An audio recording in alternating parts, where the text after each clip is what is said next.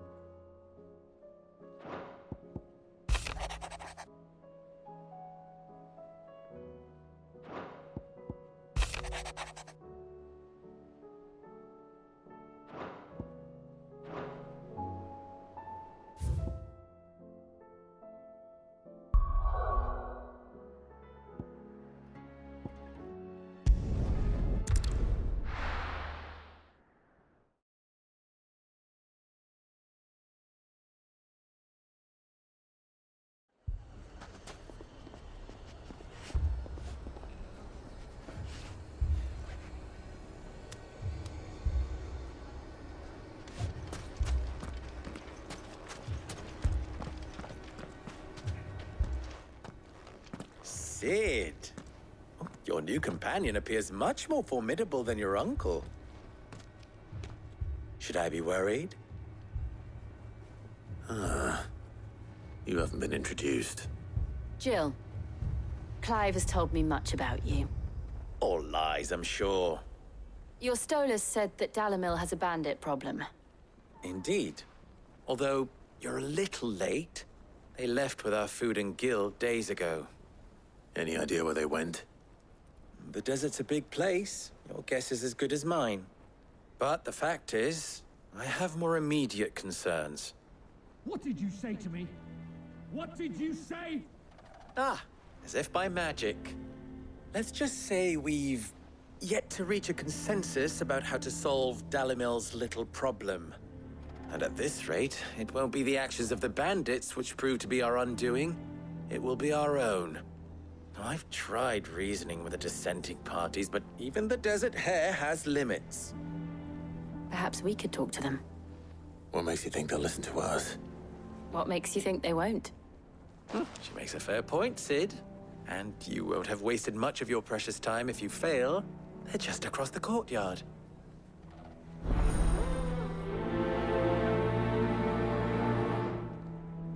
Suppose we just follow the shouting.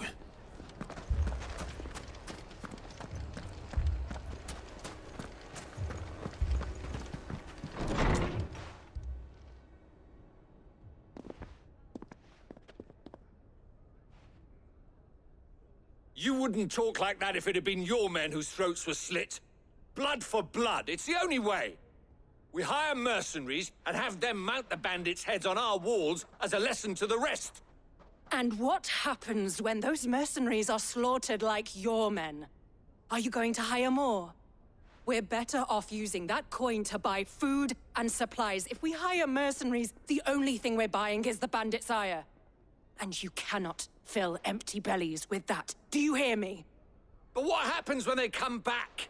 Maybe it'll be your throat that's slit. That's enough. Both of you. Any more of this and I'll throw you out myself. Come back when you're ready to talk like adults.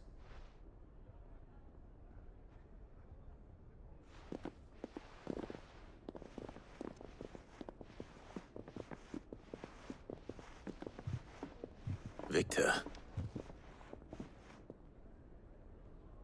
What's he doing here?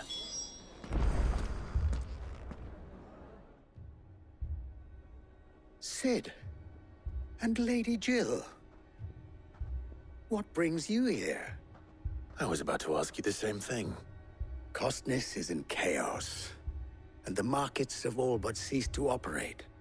The Briar's Kiss here in Dalamil is the only place I can reliably obtain supplies. I was here to do just that when Master Lubor told me of his troubles. He thought I might be able to talk some sense into these fools. But if you're here, I suppose his patience must be waning. Who are those people? Those were the thorns in Lubor's side. And the reason this place might be headed the same way as Costness. It's these accursed skies. The darkness is enough to drive a man to madness. Or an entire city, for that matter. We're still working on the skies. But in the meantime, Perhaps we can find a solution to Dalimil's problems. I hope so. For all our sakes.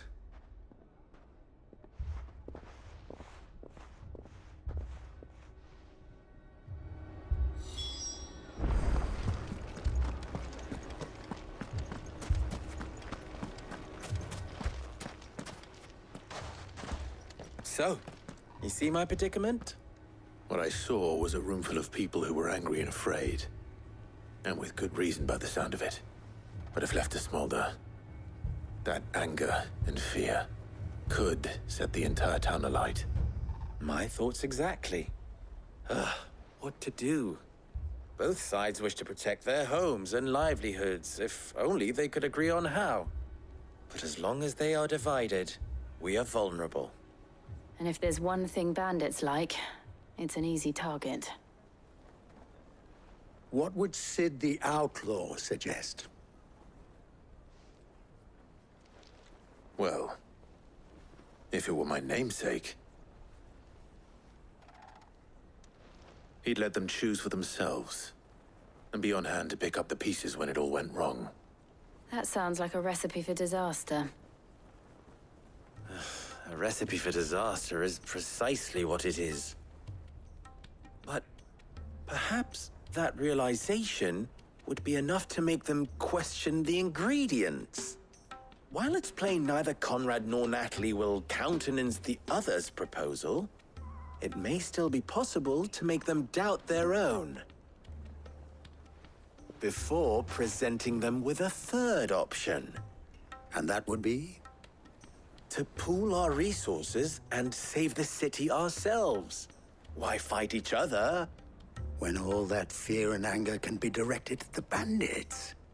It appears we have a plan of action. Victor, pay Conrad a visit. See if you can't convince him of his folly. I'll speak with Natalie. As you wish. Your faces are not well known in this town. That may prove useful. Don't worry, Victor and I will do most of the talking. You need only play along. Play along. What he means to say is yes.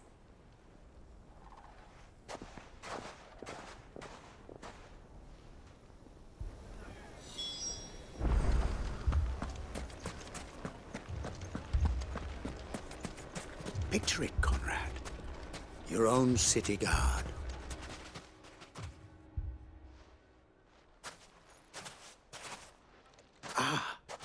Here she is.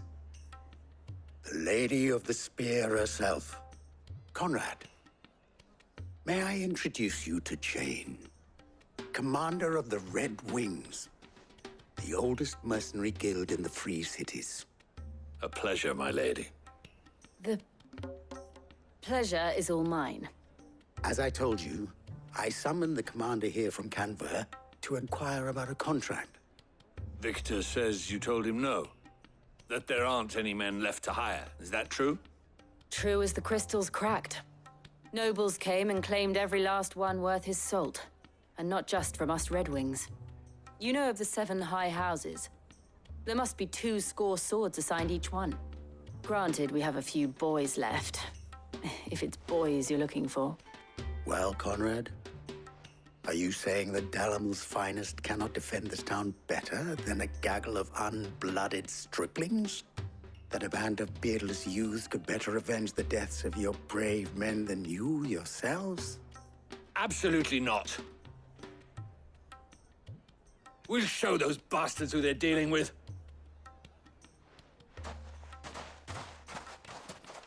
I can't believe that actually worked. Conrad's not what you called the brightest candle in the crypt. And there's a reason why I had you do the talking and not Sid. Well played, my lady.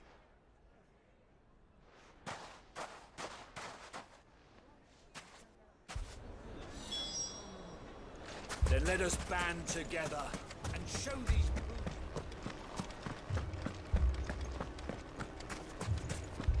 My shop. If I had my pickaxe, I would... I mean, it may still be possible to buy something, and we may yet be allowed to keep... Ah, here he is now. Natalie, allow me to introduce Lord Underhill of Randalar's prestigious League of Merchants. Lord Underhill. At your service. Underhill. I was just telling the good lady of our conversation, my lord, and how you were lamenting the state of the capital's stores. Lubor says that not only are the granaries almost empty, but that war and the Blight mean this season's harvest won't be enough to fill them for winter. Indeed, certainly that is the case. The nobles in the capital are buying up the city's stocks of barley and wine, driving the prices higher than most commoners can afford. It is only a matter of time before the peasants revolt. It is worse than I thought. If what Lord Underhill says is true, I fear we have little hope of supplementing our stores, meager though they regrettably are. And while I applaud your endeavors to dissuade our more bellicose citizens from seeking vengeance, I sense Conrad is not wrong in his assessment of the bandits' likely return. Which means that now, more than ever, we will need to secure what little we still have. Food, weapons, herbs, everything. If our humble town is to endure not only this hardship, but those that are certain to follow, we must stand united. All right. If it will help to protect my home, I'll do it. But you needn't have gone through this charade.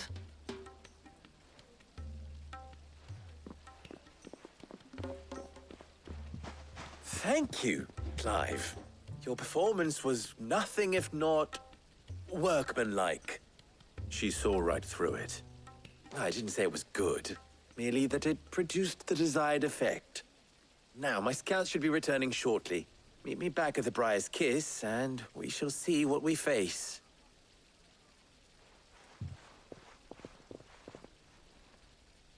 I'm not convinced our roles in this ruse were entirely necessary. I don't know. Conrad seemed quite taken with you. Mummy, I'm scared.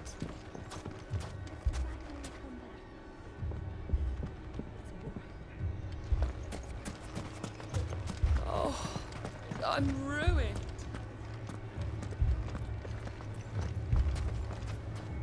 Good news, Sid. Both Conrad and Natalie have somewhat gracefully accepted their new roles. With time, they may even learn to. Time no longer appears to be the luxury it was before lunch. I take it your scouts found the bandits. Technically, it would be the bandits who found my scouts. It appears they march for Dalimil as we speak.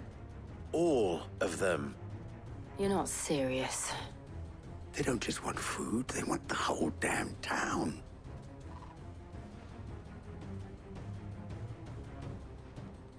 I have a favor to ask.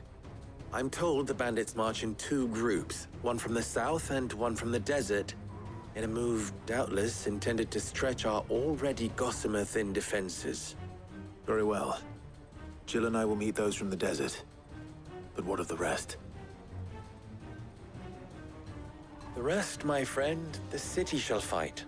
Together. The stakes, I concede, are high. But if this does not unite Dalimil, nothing will. That is a lot of faith to put into those who had their hands around each other's throats but a moment ago. Then it will be for us to see that their hands are kept occupied. And I do mean us. I thought you might say that. We'll hold them off for as long as we can. And we will do the same.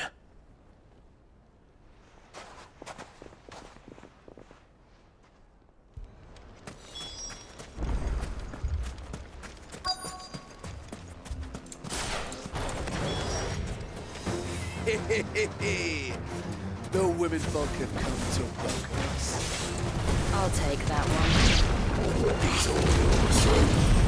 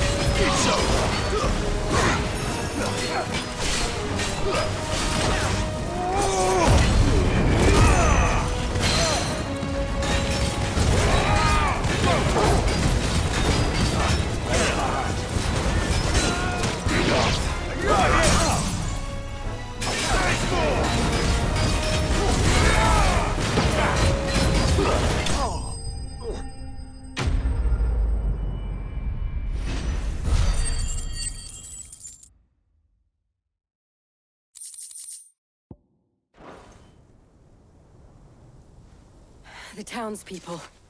Could they have held out? I don't hear any fighting. What do you think? That we should hurry.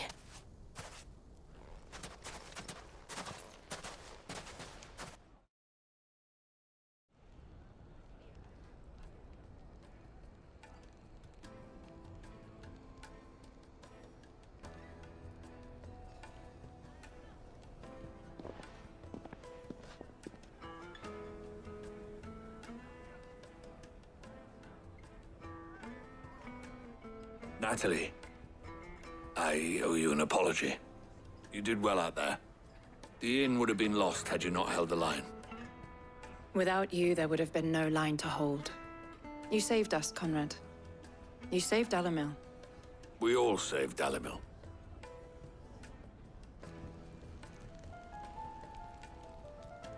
Conrad seems to have had a change of heart. I'd say they both have. I take it from your presence that our visitors from the desert won't be joining us either. Pity. The plan worked, Sid. Granted, it only took an army of bloodthirsty bandits at our gate. Calm now, Victor. Why quibble over the details? We are united, and that is all that matters. As for you, Sid, you fight considerably better than you act. I'll take that as a compliment.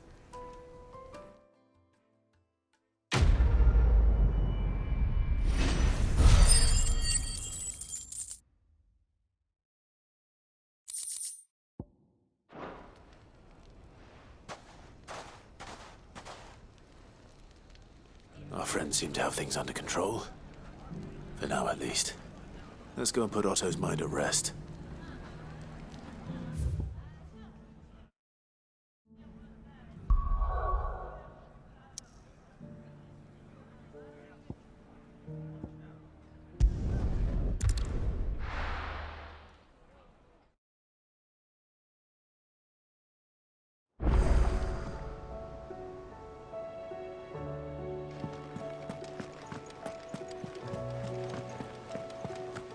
Did you see that? Tell me you saw that.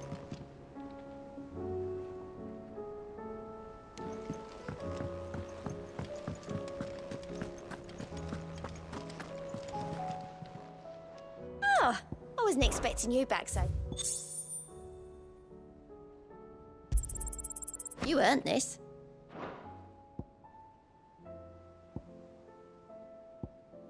All done?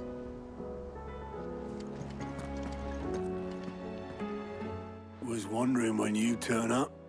Had owls from all our friends thanking you for your timely intervention. How is it you always manage to arrive at just the right moment? Luck, I suppose. Any word on the rest of the realm? Let's see. Storm's still crying out for mother crystals. The nations are still in chaos. And the skies are still the color of a kick in the kidneys 2 days on. So... Right. Clive, we knew this was going to happen. Well, not the bleeding skies part, but you take my point. Now's not the time to second-guess yourself. Now's the time to visit the infirmary. Talia says your brother's awake. Thank you, Otto.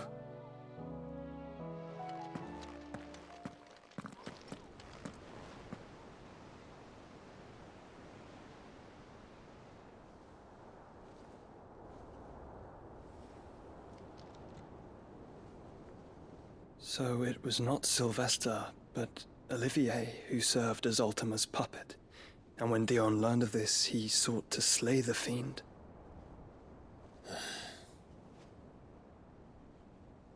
only for his father to take the spear that would have freed him.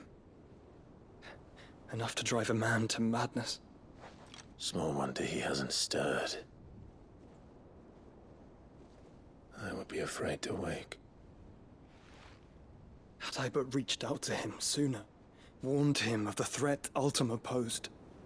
But now, both an empire and her prince lie broken. Joshua, what do you know of Ultima?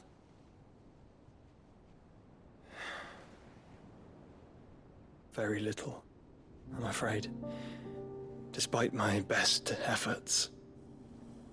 18 years ago, as I lay buried beneath the rubble of Phoenix Gate, 'twas not death who came for me, but another. And it was while in my rescuer's care, I first heard of Ultima. I've been chasing his shadow ever since. Ultima is driven by some deep, dark purpose, and for whatever reason, it would seem you are crucial to his designs. He will stop at nothing to have you, even if that means toppling an empire. But why me? What possible use could I be to such a creature? That is one of many answers that have eluded me. Yet, I am certain of this. It is not mere chance. You were chosen for a reason. All dominants carry within them the might of an icon. Nigh limitless power that is at once acutely limited. I wield fire, and only fire. And I only ice. 8 wardens for 8 elements. But you, Clive. You are different. You're special. Your abilities begin with the flames of Ifrit. But they do not end there. The fact Ifrit can even exist goes against everything we thought we knew of dominance. Perhaps Ultima has been waiting for one such as you, whose potential is truly limitless. I've encountered that thing several times now. If it or he, as you say, needs me, why hasn't he claimed me as he did the boy? Were I to hazard a guess, I'd say the two of you are somehow incompatible. His mind not properly attuned to your body. His mind? Mind, awareness, spirit, call it what you wish. But I believe Ultima to be an embodiment of the concept. It is why I struggle and fail to contain him here inside me. I'm sorry. Inside you? With every setting sun, I feel my strength wane. And though the Phoenix's flames mend the prison I have made for Ultima, they do so at a cost. We must find a means to bring an end to him before I meet my own. What were you thinking? It was that or let him take Clive. And I've always had a soft spot for my brother. But that doesn't mean you should sacrifice yourself to save me.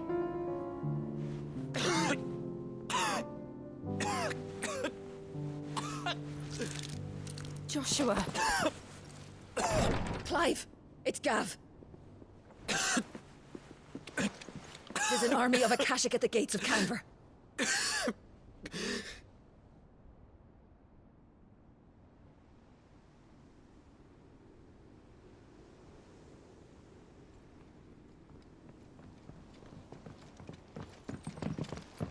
Well, what's the short of it? Don't Tyre told you. The capital of the Free Cities is under siege by an army of monstrosities.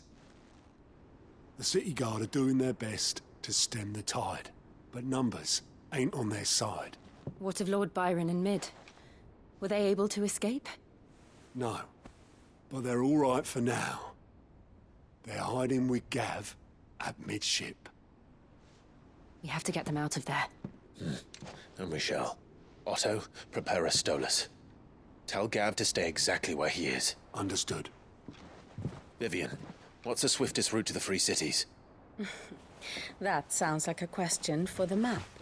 Look here. This road, through Tabor, should provide the least trouble. Good. What a coincidence. Tabor is exactly where I'm bound. Joshua, bed is where you should be bound. You don't think I told him the exact same thing? Were Tyre not such a talented healer, I would surely have been inclined to agree. But, thanks to her ministrations, I feel I may safely rejoin my attendant, who was to wait for me in Tabor if we became separated. All right, we travel together. Clive. If he stays close to me, he'll be fine. Thank you, brother. I'll look after him.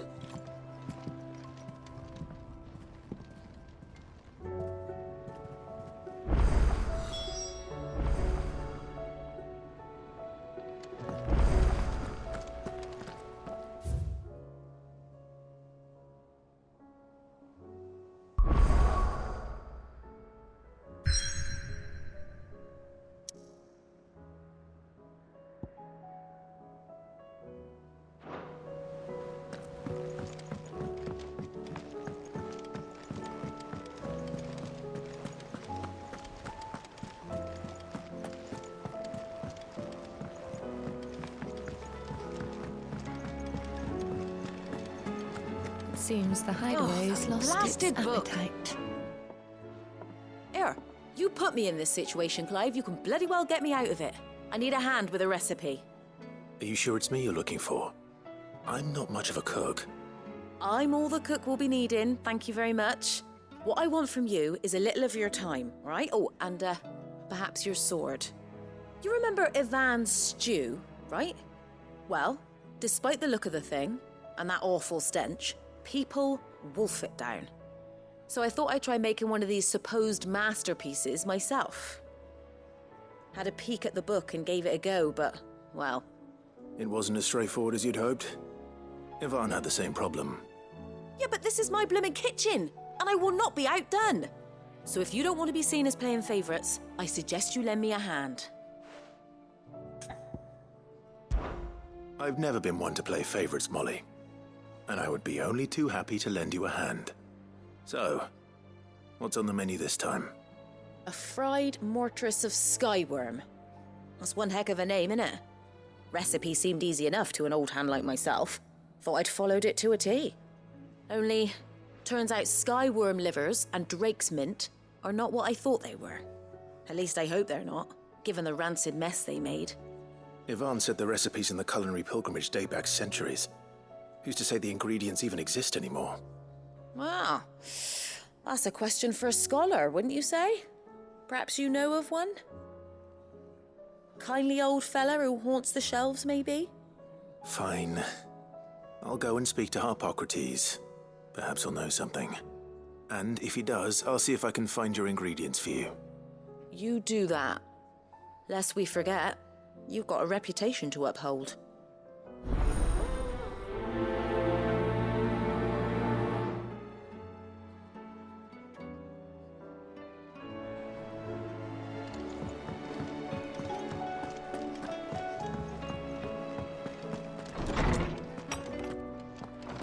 There's a storm coming soon. Lawsman Harpocrates. I've come to pick your brain if you don't mind. It's about the book you lent Ivan. Ah, Valisthea, A Culinary Pilgrimage, a classic. One of my favorites, in fact. The young man did a wonderful job with the Chance's stew. I do hope we shall be able to sample more such marvels in due course. That's actually why I'm here. I don't suppose you know where I might find skyworm livers and drake's mint. Ah, so the fabled Sandbrequois delicacy is next on the menu. Delightful. The descriptions of fried mortress never fail to make my mouth water. Now, skyworm is a somewhat antiquated name for the wyvern, their ground livers being the paste from which the mortress is made. Dragon livers. How very Sandbrequois. One would have thought the disciples of Bahamut would have a touch more reverence for their icon's brethren, but apparently not. I believe the specific dragon the recipe demands is the blueback wyvern, said to be the very color of the sea beside which it resides. So we know where to look for our liver. But what about the drake's mint? Saint's bonnet in contemporary parlance, a herb which grows along the North Reach coast. I gather that one can locate the cheerful yellow flowers by their heady scent alone, so I'm sure you'll have no trouble finding them. I may add that people once believed game was best served with the flora that sustained it in life, in which regard fried mortress of skyworm is undoubtedly a typical dish of the time. Meaning that if I find one, I find the other. To Northreach, then. Best of luck, Clive. And do save me a bite once the dish is complete.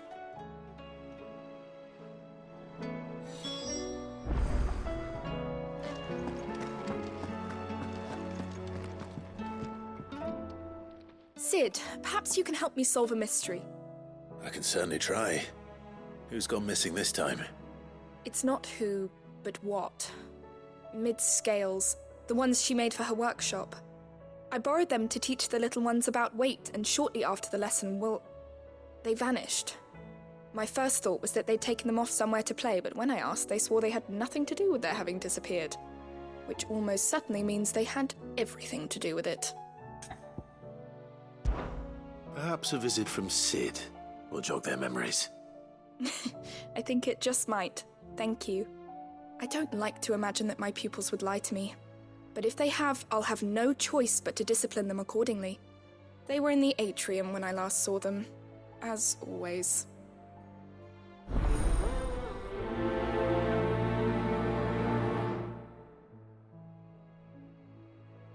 Be thunder.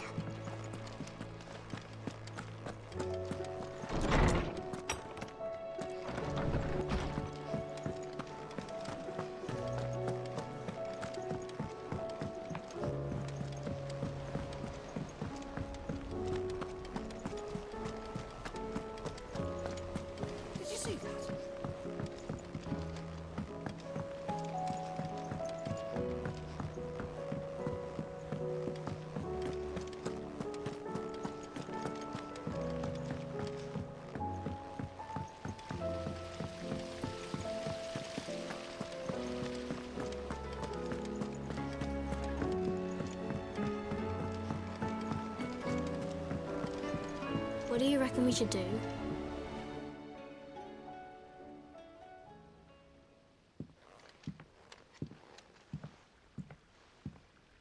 Sid! Hard at your studies, I see. And what is that? It's not a set of scales, is it? No. Of course it isn't. Well, not anymore, it's not. Oh! And just how long hasn't it been one? We're sorry.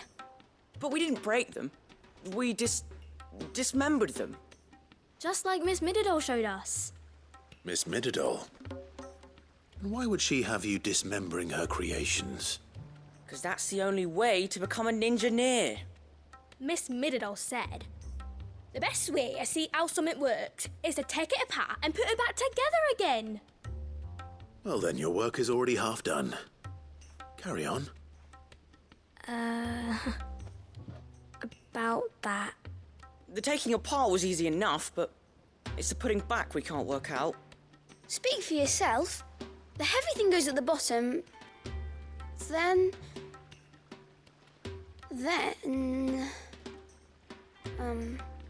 You three need to learn to take responsibility for your actions. So let's have a look at these parts with fresh eyes, shall we?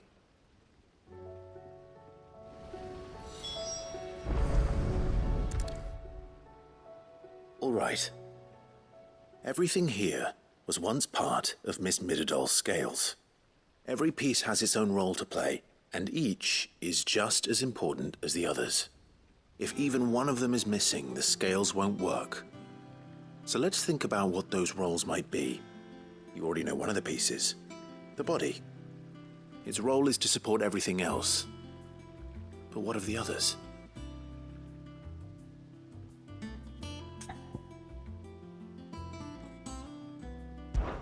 This is called the arm. Why do you suppose that is?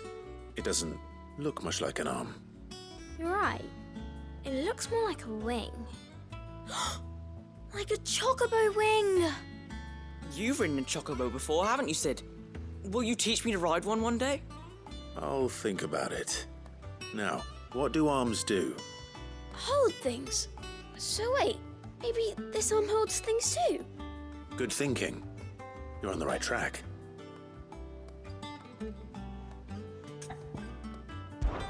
These round parts are called the pans. You all know what a pan is, don't you? I do. Molly uses them in the kitchens to fry bangers.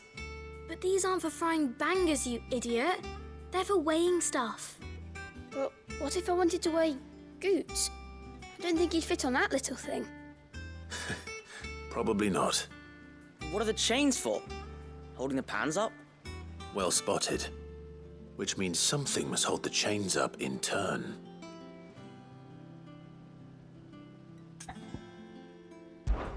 This tiny piece is what's called a cogwheel, or gear. Have you ever seen one before? I have. Miss Middledale's dungeon is full of them. Most are on the floor. She puts them in all her inventions. They spin round and round and round and round and... That's right. They're very useful when you want to make things move. Do you remember if there was anything on the scales that moved? I remember the arm moved when I tried weighing an apple. And then somebody ate it. It's not my fault. You shouldn't have tried weighing it before lunch. We know what part's supposed to move and how it's supposed to move. So, let's put the pieces together first, see what doesn't move, and then stick the cogwheel to that. Not a bad idea. You see? It's not so difficult. So, now that we've taken stock of the parts and learned what they do, what do you think? I think we've got it. Then here's what we'll do. You tell me what goes where, and I'll put the scales together. Well, obviously you need to start with the body. All the other pieces fit onto it, don't they? And the arms go on the body, just like real arms. Or wings, if you're a chocobo. And then the arms hold the pans by the chains. Very good. Let's see if that works. There. All finished.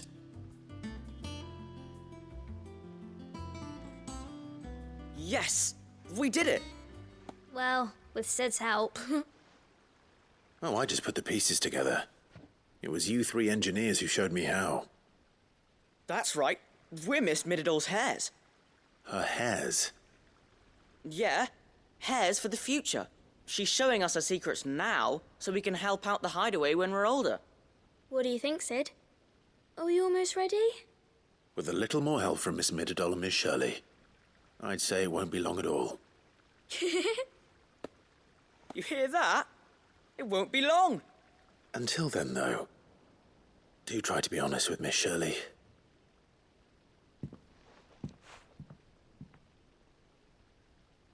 Hey, look! We never used the cogwheel. You don't think Sid forgot about it, do you?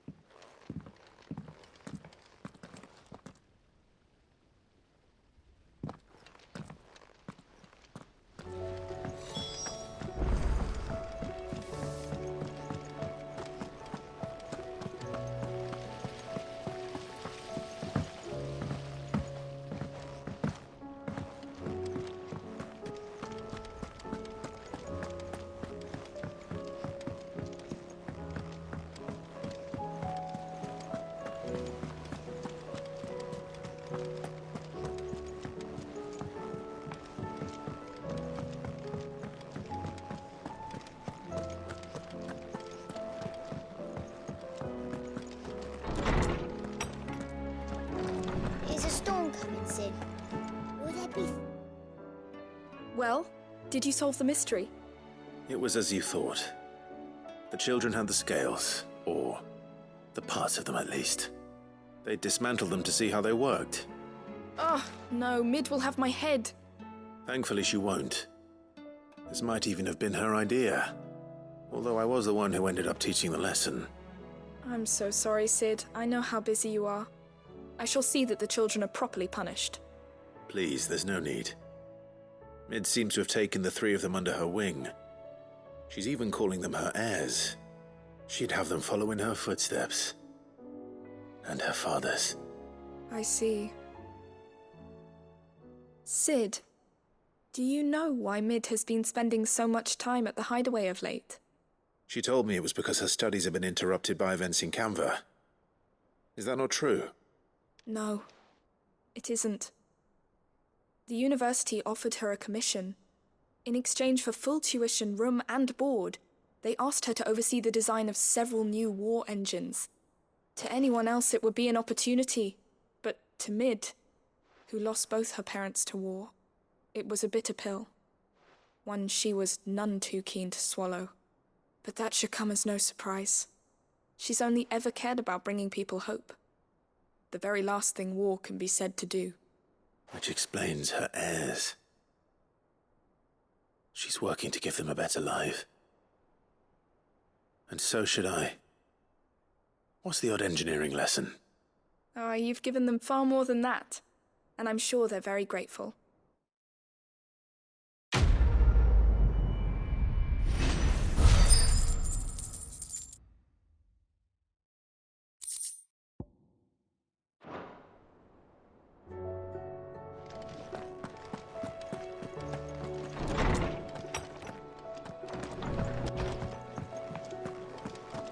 Seems the hideaway is lost its...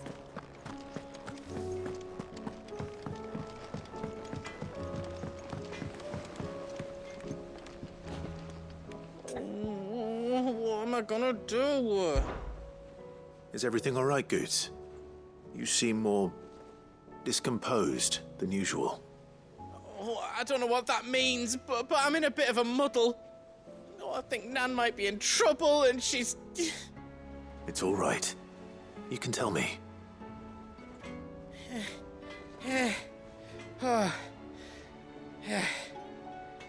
There was a trader came by. One of our usuals, like. Said he'd heard some rotten rumours about her down Dalimil Way. Folk are saying she's been selling to bandits and cutthroats and that. I mean, she's fond of a chance to make a coin or two, aye, but she'd never do business with baddies. Especially not the kind who go hurting people who haven't done out. I wanted to ask her about it myself, but I'm scared she'll give us a tongue lashing. She'd never give your tongue a lashing, though, would she? Don't worry. I'll speak to her. Oh, thanks, Clive. You'll let me know what she says, won't you? Of course. I'm sure it's all just a misunderstanding.